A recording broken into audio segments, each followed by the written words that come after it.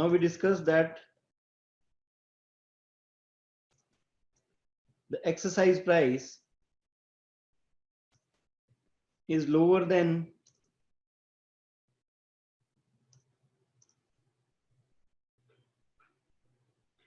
the fair value of the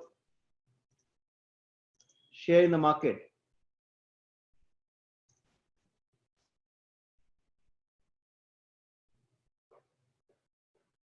What if the share price falls below exercise price? Will the employees or vendors exercise the option?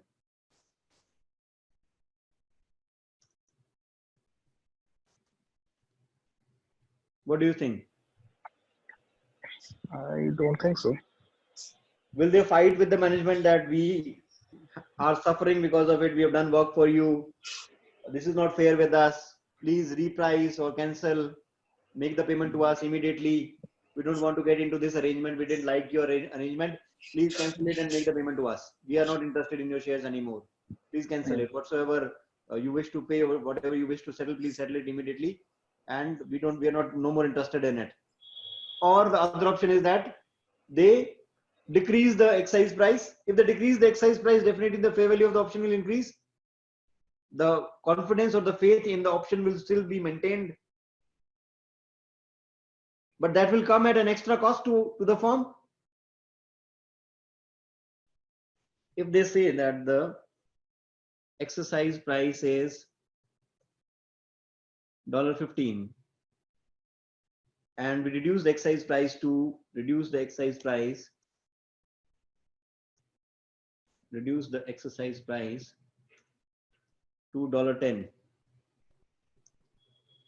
Who has lost and how much? The entity has lost $5 per option, since they will not receive this amount. Agree or not? Yes. And this is indirectly adding to the fair value of the option. The fair value of the option will increase by 5. This fall in value of 5 will increase the fair value of the option by 5. When we were saying that the fair value in the grant date remains the same, but in this case, if we reduce the exercise price by 5, we are bearing 5 more. So the fair value of the option which we decided to be, suppose the fair value of the option which we decided earlier, it is 18. Will the fair value of the option increase? Fair value of the option increase because we have reduced the exercise value by 5. But how much will be the fair value of the option now?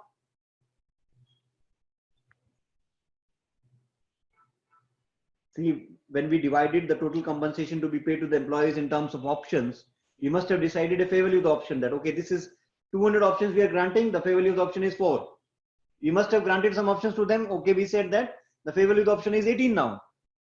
And this is the exercise price for you. If we reduce the exercise price, now we'll receive only 10. That will increase, that is indirectly increasing the fair value of the option by how much?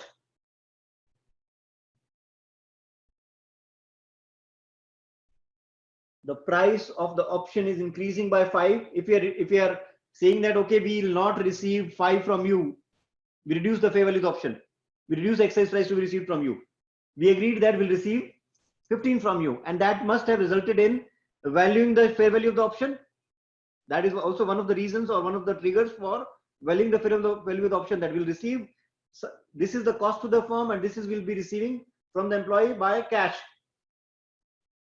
That's how they must have decided the total value of the shares to be issued to those employees. Now, when we reduce the exercise price, indirectly we are saying that our value has increased, fair value of the option has increased to 23. Agree or not? If the fair value of the option is 4, and if it increases by 5, it will reach to 9. And if the exercise price in this scenario, exercise price in this scenario is 15, and if it was 1.5 in that scenario, If it falls below 1.5, if the price falls to 1, to build the faith, we can say that, okay, let's reduce our exercise price to 0.5. So who bears this extra cost? Who is indirectly bearing this extra cost, and how much cost? If I continue with the same example, hope you're getting it. If I continue with the same example, if I reduce the exercise price by 5, the entity was supposed to receive 15 per share. Now they'll be receiving 15 per option. Now they'll be receiving 10 per option. They're bearing 5, but that 5 is indirectly being added to the fair value of the option. The cost to the company is increasing by 5. Agree or not? The cost to the company, the cost to the entity is increasing by $5. Earlier we were spreading the cost of 18 over a 3-year period. Now we'll have to spread the cost of 23. Are you getting this point? That if I decrease the exercise price, the cost of the company is increasing, and that is indirectly increasing the cost to the company, which needs to be spread in the same amount. Agree or not?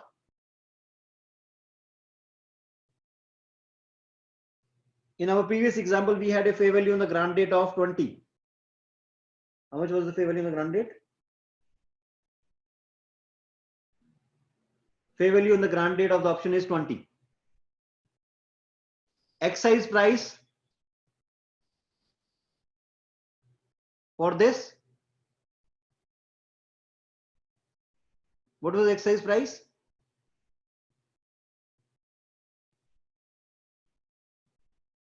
Exercise price was 1.5. No. There was no exercise price for this. We did not settle it. But suppose if exercise price is 15 and fair value the price falls below 15. In our example, which we took above, the fair value of the option is 20, and I suppose exercise price is 15. Exercise price is 15, and if the fair value of the share in the market, if the fair value of the share in the market reduces below, in the market is 13, will you exercise the option or will you directly purchase from the market? Now, to build confidence into this, the exercise price was reduced from 15 to 10. Will it increase my cost? The cost which was 20, which I was spreading over 3-year period, what will be the new cost now? What will be the new cost? If the exercise price is 15 and fair value in the market reduces below 15, no one will exercise it.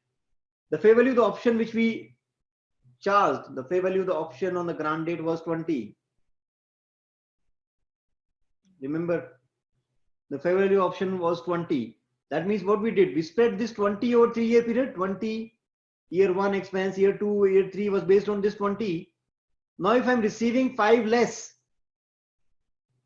I was supposed to receive 15, but I'll be receiving only 10. Who will bear this extra cost? 5. Can I say that the fair value of the option now is 25? Because the cost to the entity has increased from 20 to 25 because of reducing the exercise price. Please respond, agree or not, because I'm not able to move forward since I'm not getting any response. Either you're getting it or you're not getting it.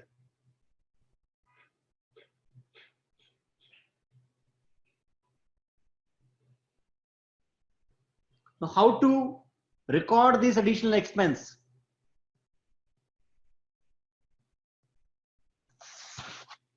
So repricing, so there is a term known as repricing of shares. This additional cost will be spread over the remaining period. Means we have recognized some expense in year 1, expense already recognized on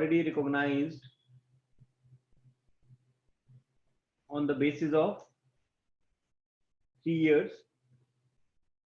Year 2, expense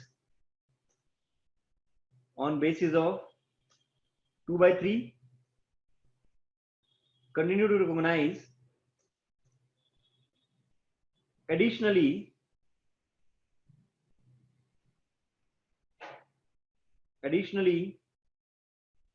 recognize, since the remaining period is now 2 years, 1/2 of total additional expense. So the 2 expense figures to be recognized, one which we continue to recognize earlier, which we were recognizing, and this additional expense of 5 on the basis of number of employees with the firm. Our expense is increasing. That expense will be spread over 2-year period now.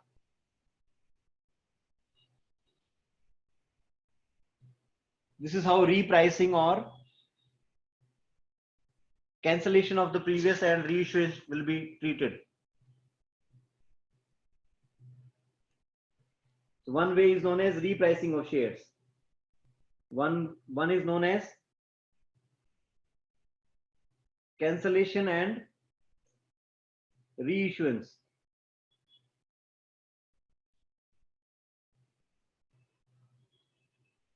Cancellation or reissuance is treated in the form of a modification. The accounting treatment is same. Modification. The accounting treatment is same. The additional expense will be recognized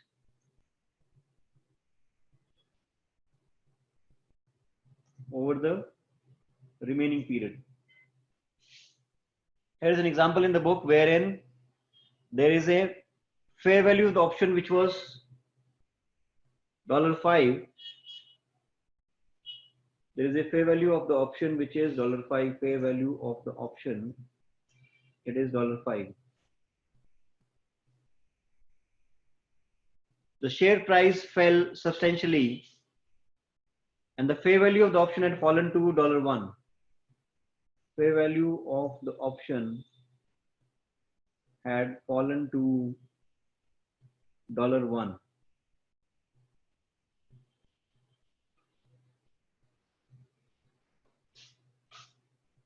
So it is decided that management will cancel the share options and reissue new share options, and fair value of each replaced option, fair value of each replaced option will now be $7. So they were recognizing cost on the basis of $5 earlier. The fair value of the option has fallen to 1, and now they are reissuing at a price of $7. That means they are trying to uplift the fair value of the option, which is $1 to 7. How much additional cost they are bearing? How much additional cost they are bearing indirectly? How much additional cost the entity will bear for reissuing at $7? How much additional cost?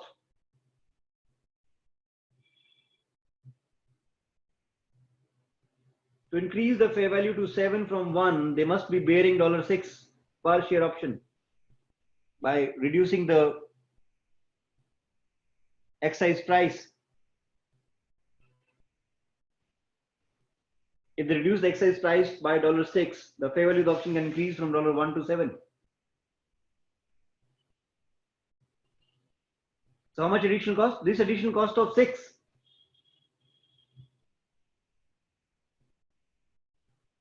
It is $6. This $6 will be spread over the remaining period. Did you get this point? This is additional cost will be spread over the remaining period. We'll continue to recognize the previous cost which we were recognizing. On the basis of 5, we'll continue to recognize, and this additional cost will be recognizing over the remaining period. Did you get this point?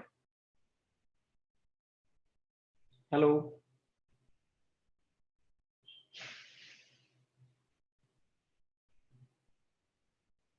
Hello. Yeah. Okay. One way is cancellation of options. Cancellation of options. That the employee says that we are no more interested. Please pay us our money back. We don't want it to get into any repricing or reissuance situation. Please cancel and pay our money back. Now, if the option is cancelled, what is the way out to us? What is the way out available? We have been building an equity reserve. And according to us, here's an example wherein it is mentioned that an entity awarded 3,000 share options, 3,000 share options, 2,000 employees, 1,000 employees.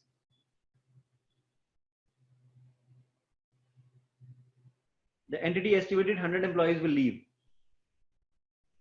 100 employees will leave the firm.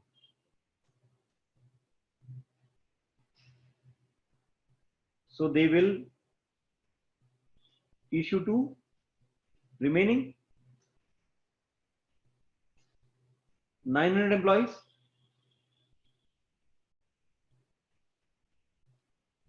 The fair value of each option was 5. Fair value of the option was $5. So what is the cost to be spread over 3-year period? 3,000 share options, 900 employees. Fair value of each share option is $5. Total cost over 3-year period will be 3,000 into 900 into 5.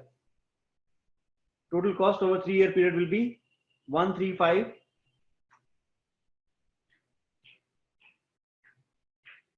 13.5 lakhs or 13.5 million, you can say 13.5 million. Expense at the end of year 1,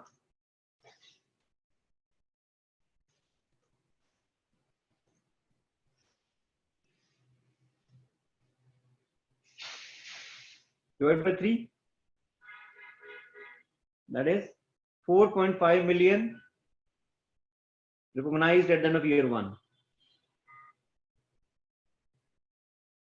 So the entry in the equity reserve will be equivalent to 4.5 at the end of year 1. Equity balance at the end of year 1 is 4.5.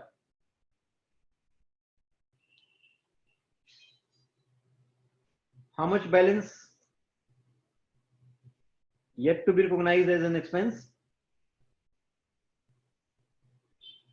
over year 2 and year 3? It is 13.5 minus 4.5. That is 9 million yet to be recognized as an expense.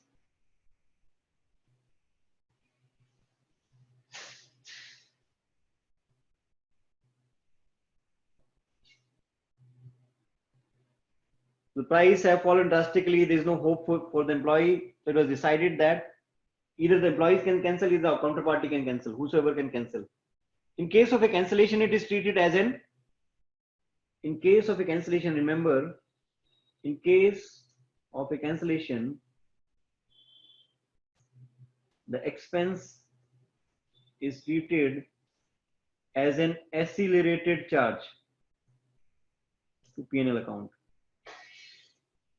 We were supposed to charge this 13.5 million over a 3-year period, but in case of a cancellation of an option, the entire expense will be recognized immediately.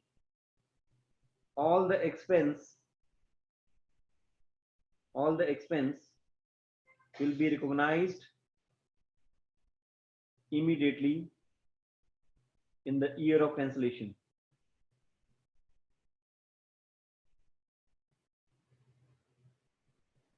We have already recognized 4.5 million. How much is yet to be recognized? 9 million over a 2-year period. But if we cancel it, there will be an accelerated charge to P&L. So the entry will be expense immediately recognized will be 9 million. P&L account debit equity reserve, credit, 9 million to be immediately recognized. Because we have already recognized 4.5 million. In total, we were supposed to recognize 13.5 million. We have been successful on cancellation. How it is treated? It says that employees were paid $4 million as compensation. Though the amount or value of work they have done is worth 13.5 million, but they only got 4.5 million in compensation. We were supposed to issue shares to them. So how it is treated? It is like buying back of shares from the employees. So how it is treated? The nominal value of the shares is $1, or the fair value of the share option has fallen to $1.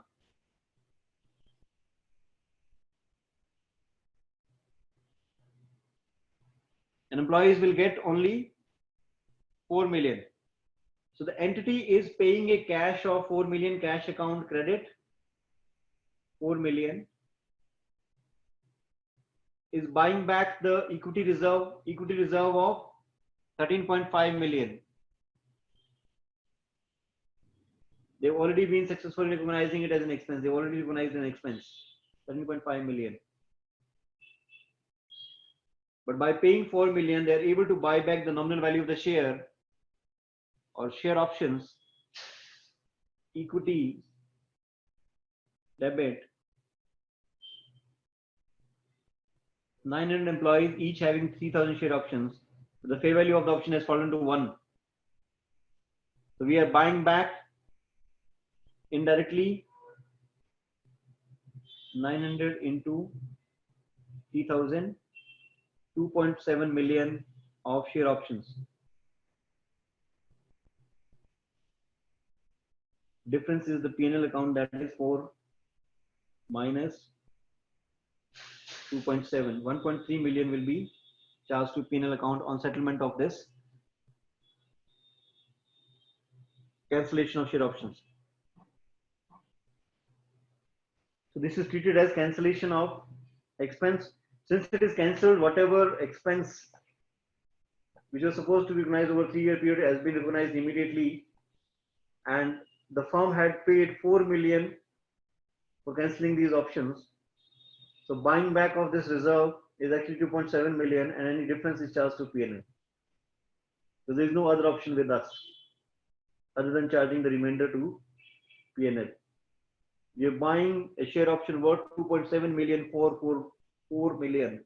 We are paying extra additionally 1.3 million to buy that option, which had fallen to 1. Though it is our mistake or market mistake, whatever the reason, but that's the reality which the employees will have to face, which the entity will have to bear additionally. Though they are not in a position to pay, because they also thought that it's the risk of the employee, but the employees came back and they said, we don't want your share options. They have not fared as expected. Please compensate us. The firm bears this compensation money. So the expectations were different. So they are bearing 4 million to buy the fair value of the option, which is worth 2.7 million in the market. So they bear this additional 1.3 and record it and settle it, and immediately recognize the remaining expense which was not to be recognized, which is supposed to be recognized over a 3-year period. They've already recognized 4.5 million. They'll recognize the remaining 9 million immediately. So this is how cancellation is treated. So if there is a cancellation of a share option, it is treated as an immediate expense, accelerated charge to P&L. Clear?